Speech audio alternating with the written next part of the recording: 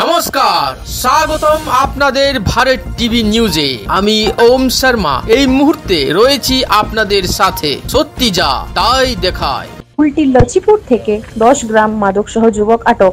নিয়ামতপুর থানা এলাকায় বৃহস্পতিবার সন্ধ্যায় 10 গ্রাম মাদক সহ স্কুটি চালক এক যুবককে হাতে নাতে ধরা হয়।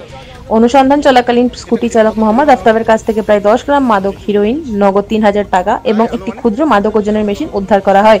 এরপর থেকে আফতাবকে গ্রেফতার করল পুলিশ। সূত্রে জানা গেছে, নিয়ামতপুর ফাঁড়ি পুলিশ গোপন তথ্য পেয়েছে স্কুটিতে একটি লোক মাদক নিয়ে এলাকায় যাচ্ছিল।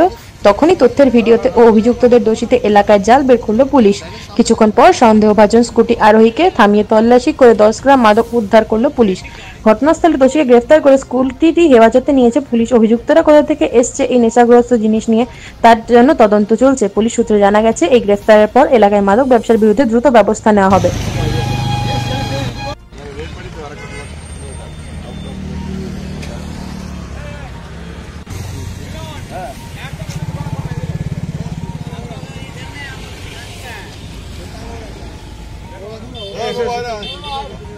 কি নাম?